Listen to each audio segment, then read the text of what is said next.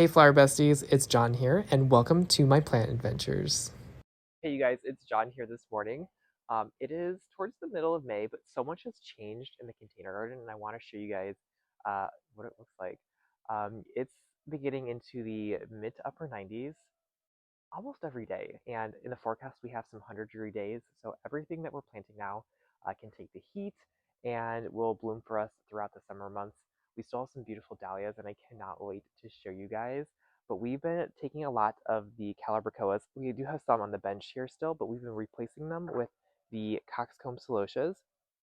We have the Think Pink, the Brainiac Think Pink here, and then we have the Mad Magenta on the other side, kind of mixing the two.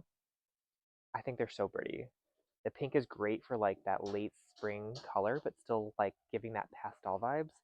I'm obsessed with it. We planted some at the base here, just in these like rectangular terracotta pots, and I think they're really cute. A mix of them. So love these, and they don't get very tall. This is how tall they get. The blooms are just getting, uh, they will get bigger. So we'll definitely keep you guys updated on what those will look like. We still have some angelonias we need to tuck into the container garden. This is the Wedgwood Pink. It's the Proven Winners Angelonia, and they just need to be pruned back a little bit, and they'll flush out some new growth there. Next to them, we have some Rudbeckias here. This is the Rudbeckia Sahara. They're not blooming yet, and they're kind of big pots, so we'll be tucking those into the container garden in just a little bit. We have more of the coxcomb celotias here. Two more pots we'll tuck in somewhere. We have some really pretty um, gold. This is the kimono gold celosia. They're kind of tall. I think I like the tallness there, but I don't know if I love it. I've never planted these in the small ones. I usually pot them in like an 8-inch pot and put them in the main container garden, but I think they're cute. I like the gold in the late spring garden. We have some of the Voyage 3 Champagne lisianthus in this pot. This is on its third year. Look how gorgeous those are going to be. They're just about to bloom, and I cannot wait. Again, we have a peony cage on here. These are linked in the bio, but we use peony cages to support all of our lisianthus in pots. It's just a great support system. Peony cages are mainly circular, and they fit the circular nature of the pots, which is a great seamless um, support method. We have more lisianthus down here and up here. This is the Roseanne Black Pearl, which is like a really dark purple. Love, love this one. In the main container garden, we have some fun flowers. We have a lavender that's still blooming, lots of dahlias. This is the Karma bicolor bronze. Look at that. And again, we planted a lot of these dahlias around Valentine's Day. They are looking so good from rooted cuttings. These were all from rooted cuttings. We have the Mystic Spires salvia back here. How gorgeous that is. We do have a row of lisianthus back here that is just about to bloom. Probably in the next couple weeks, towards the end of the month, we'll see some blooms here. And then mahogany hibiscus. These have grown so fast, you guys. We started seeds with you guys in February, and they're like, gosh, full-blown bushes now. So we love that. Up here we have the Lavaterra, that pink and white flower. It's in the hollyhock family, so it kind of has that mallow hibiscus-like flower to it. Absolutely love it. This one's Patio Pastels. It's kind of a dwarf version that does great in containers there. And then in front of her, we have some more dahlias. That is the Miss Mandy dahlia. She's a shorter statured dahlia, but she's absolutely lovely. And then we have some angelonias next to there. Pink angelonia. I love the pink blush there. And then we have some zinnias, tons and tons of dwarf zinnias, you guys. This is the coral. Uh, I think it's Dreamland coral. This is the Dreamland coral. Look at that. Just a fully double zinnia on a dwarf compact plant. We still have seeds of these available on our shop. I'll leave the link down below for you guys. But these are just so beautiful. They're only about, 8 to 12 inches tall right now. They get probably upwards of 14 inches tall, which is a great size option for containers. I am absolutely obsessed with them. Down below here, we have some Kauai vingas. You guys know I love Kauai vingas. It's a dwarf, not a dwarf vinga, but it's a more compact vinga, and they get much bigger than this, but We love growing these. They don't get super leggy like a traditional vinca, so that's why we always aim for the Kauai series, and even the Cascading series is a great one as well. And then in front, we have a nice border of coxcombs. Again, the Think Pink and the Mad Magenta, both in the Brainiac series. And then over here we have a lot more Angelonias. We love using Angelonias, but I want to show you guys. This is the Berry Sparkler. It's the new one for 2015. It's the Guardian Angel version. But look at these blooms. Aren't those cool? See if we can get like a close up on that. It's like a bicolor, like, let's see if we can pick one. It's like a bicolor raspberry and violet. Let's see. You kind of see it, but it's so pretty, so pretty. I'll definitely show you guys some more up front. We have some in containers. They are absolutely stunning. More zinnias. This is the Magellan salmon, just that really pretty, soft peachy color. Look at that. I love this color. And then we have the pink. This is the pink, the Dreamland pink back there. Just a really pretty mix of mauvey tones up there. And then we have a few Rebecca's. This one's the Irish Eyes. This one has the gold flowers with that chartreuse center to them. And then we have some carnations or dianthus down below. More zinnias over here, more dahlias, more of the karma, and then, yeah, more of the same lavatera down here.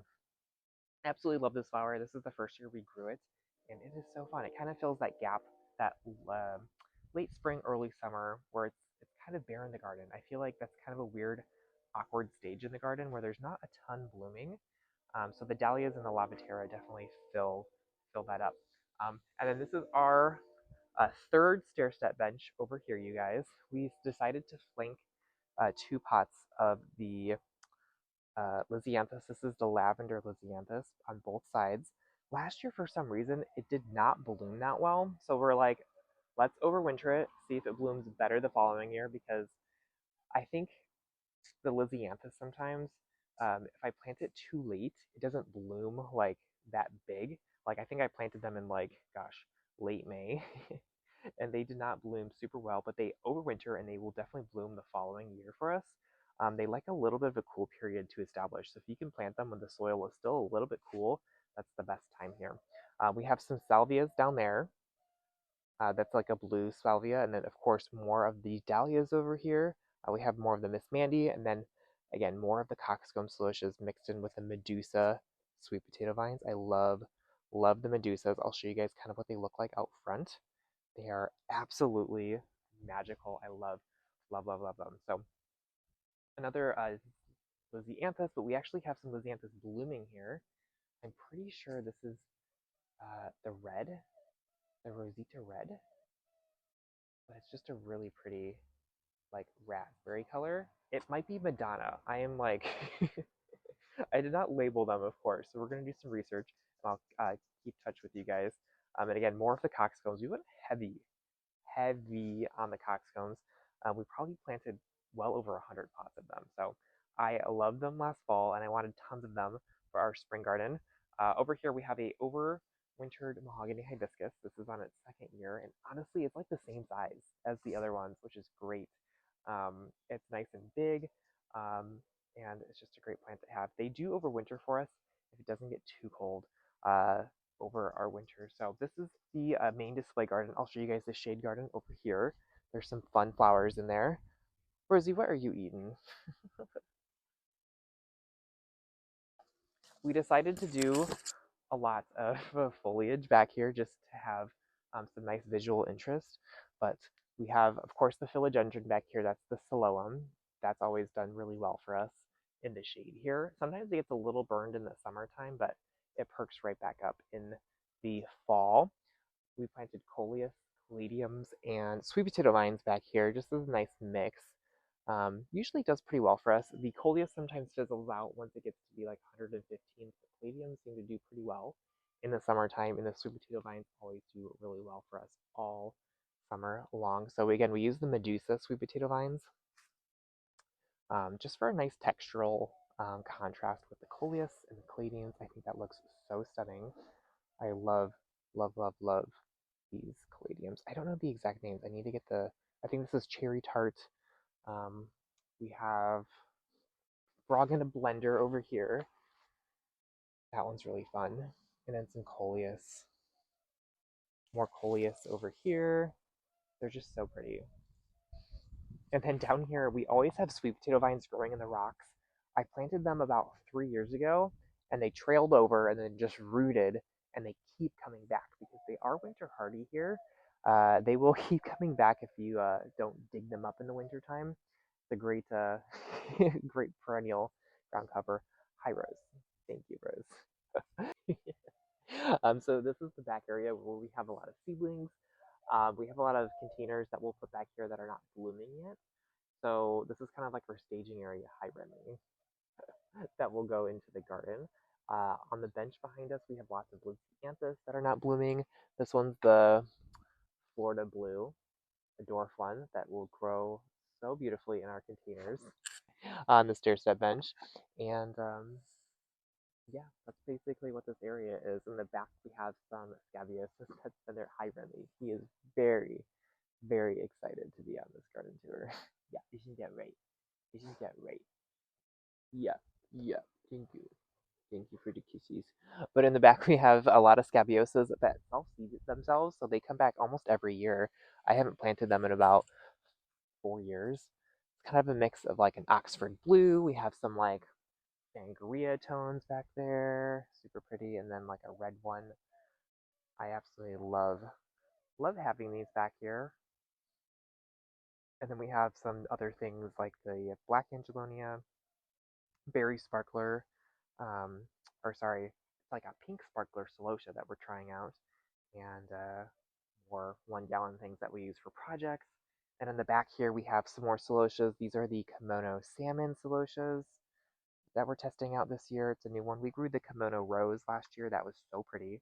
And then over here, we have a cherry Cosmo celosia. Yeah, I think it's called Cosmo. It's more of like a wheat style celosia on a dwarf plant that kind of has that magenta cherry red color. Absolutely stunning. And then behind us, we have a peach tree, you guys, that almost, well, it is ready. We've been slowly picking peaches, and Rose has been trying to nibble at so many of them, trying to grab them. Um, but they are like a day or two away from like being all ripe. I can just sense sense the ripeness coming. But they are so good, you guys. It's called a May Pride peach. One of our favorite peaches. This one's about 3 or 4 years old. Yeah, I think it's like 3 or 4 years old, but one of our favorite peaches in our um, in our garden. We do have some lisianthus that we just planted this year here. We pinch them. We've been fertilizing them regularly, and we put peony cages on them. And again, I've mentioned this before, but first year lisianthus that you plant the first year typically bloom in like late June, July. Second year ones or overwintered ones will usually bloom in late May, June. So it's a good staggering bloom time if you plant, uh, you know, lisianthus every single year if it's hardy in your zone. Over here we have tons of peppers. These are all the ornamental peppers that will be in the garden in the fall. I just wanted to get them bigger and bumped up, so we'll be putting these in containers, hybrids, later on this summer. We have the black pearl over here, that really dark foliage with those red berries. This one's really pretty. And then we have a Sedona sunset. And then these are all of the dwarf ones that will go on the stair step bench for us. Need to water these. And then we have black angelonias. I think I showed you guys these earlier, but it's like a really dark purple angelonia. They are absolutely stunning. And in the back we have more seedlings, more of the kimono celosias, more of the sparklers. These are all for projects that we'll be doing at our clients' houses. How pretty these are. These are zinnias that we succession planted. So we always succession plant our zinnias. So this one we planted about a month ago, and now we're planting more just so we have zinnia blooms all summer long. I'm trying to think what else we have back here. More lisianthus, more gomphrena, just tons and tons of plants that we use for projects. So I'll show you guys the shade garden and all the plants that we have in our container garden in the shade. It looks so good right now. So our shade garden turns into a sun garden in the middle of the summertime, um, based on the sun changing its orientation. But we have lots of begonias here. Begonias, coleus. We have this huge vinca vine that we grow just to give us some nice foundational color. We do need to prune it back, but it kind of helps protect all the plants in the pots. Kind of creates a microclimate in this area over the summertime to help all the other plants thrive. These are dragonwing begonias, the rose dragonwing begonia. And then we just have some seed-grown coleus too, that wizard jade coleus. She's really pretty. And then we have some wire vines tucked in there just to give it an extra like sparkle. Those are really fun. And we grew, I'm kind of on team New Guinean patience this year. We grew a ton of New Guinean patience and I kind of love them. Just a um, great flower to have in the shade garden. I feel like they've done much better than the regular impatiens for some reason. They just fill out faster. The blooms are bigger, and I just love them. We do have some Easter lilies that we still have blooming for us. These have been so fun. They usually bloom right after Easter, in between Easter and like Mother's Day, but they smell so good. And for some reason, it's so hard getting lily bulbs to bloom. Well, it's hard getting them to bloom because we have to plant them so early. These were planted around Christmas time, and now they're blooming now. So this is why we plant a ton of Easter lilies because they're so pretty to have in the springtime. And then down below here we have some more coleus. This is the chocolate drops, the proven winners coleus. I absolutely love this foliage. So pretty, so pretty. And then behind you, we actually have another lisianthus. We have so many lisianthus. This one's called Blue Chateau. If you guys want to look at this closer up, it's kind of like a beigey metallic color. Look at that. Isn't that pretty? So pretty. I feel like in the summertime it looks a little bit more beige, but see the backside of it? It's very beige, but it's still really pretty. This one's on its fourth year, you guys. It's on its fourth year. Crazy how long they last for. And then over here we have more of the same. The rose begonia, dragonwing begonia, um, this coleus, some regular begonias, just some seed begonias, wire vine, ivy. How pretty that is. Um, with like the coleus, we can grow coleus in the spring and the fall. So in the spring, I typically go for more like bright colors. So this wizard one with the white and the green, and then the like we have a rose-colored one that I'll show you guys in the spring, and then in the fall we'll do more like autumnal colors, like purples and like dark burgundies, just to give it a little bit more of like a seasonal touch to it. I'll show you guys the other side. We have so many caladiums too that we need to pot up as well. So these are all the caladiums that we have. I have a special love for caladiums.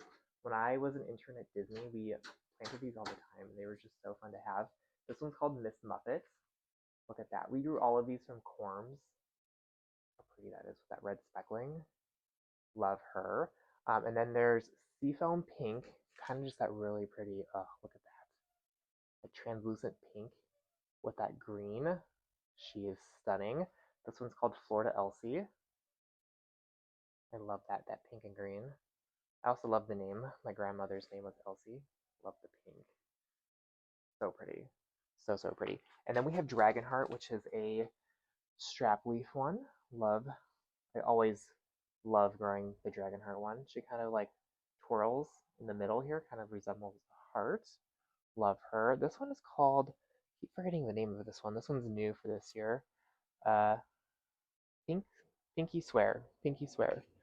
Just a really pretty, like pinky green marbled coloring. Look at that. And then behind here we have a frog in the blender. Isn't that such a fun name? So cool. We typically have to prune the blooms off. That helps give the plant more energy. It's kind of like a coleus, where you don't want to have the plant produce blooms. You want to cut off the blooms so it can focus its energy on growing more leaves, because that's typically what is desired from the plant. So we'll plant these up, and they will last for the summertime. They do really great in shade, absolutely no sun, especially here in Arizona where it's so dry, even in the middle of the summertime. And even the full sun, like strap leaf ones, you don't want to give them any sun. They like a little bit more humidity, so that's why we put them closer to the house, where it's a little bit cooler and tucked around other plants. They love that. Okay, so this is the last shade section, oh my gosh, of the garden. Lots of the New Guinean patience, lots of the coleus, lots of the begonias, kind of the same flowers, but we have a lot of amaryllis here that are so pretty. This is when they naturally bloom for us, so we love having them here. Um, and some impatiens. This is like a salmon impatient. It's really pretty. But look at these amaryllis. Isn't it gorgeous? So pretty. So pretty. And then this is the rose color coleus I was talking about. I love planting this one in the spring because of how bright it is. I think it makes such a really pretty spring accent. Um, and then more amaryllis up here. We clearly need to deadhead some of them, but lots of red ones because most of them were forced for Christmas. Lots of ivies. Shamrocks actually do really well for us too in the shade. Really pretty shamrock as well. So we're going to head to the front, you guys, and I'll show you all the pretty flowers we have in our containers up there. Okay, so we have 6 containers up here, you guys. Look at these. We used a lot of, again, flowers that love the heat. So sweet potato vines, this is the Medusa. I love how it filled in here. Look at that. It's just that really pretty indented leaves. Kind of gives it more of a ferny vibe to it. Lovely. And then we use lots of vincas, trailing vincas, or should I say the cascading vincas, with the Wedgwood pink angelonias. Look how lovely that looks. We did tuck in some pentas here. This rose pentas. Those will grow a little bit bigger, hopefully, soon. The hummingbirds absolutely love this flower. We tucked in some kawaii vincas up there and some coxcombs. The coxcombs have been kind of getting a little bit smothered, so we've been pruning out a lot of the other flowers to give it a little bit more space. Back here, kind of more of the same but different tones. A purple heart sweet potato vine. We have the trailing lilac vinca. Lovely. More coxcombs over here. Again, we need to prune out a little bit of the vincas so they can have a little bit more space to grow. The black angelonias. I love the black on black. How pretty that is. And then we have more of the the sparkler berry sparkler angelonia back here. The pentas, the violet pentas. And then, yeah, more of the cherry vinca on this side. Cherry and purple with that beautiful coxcomb flourishes over here. And then we kind of did every other one. Pink and then like purple.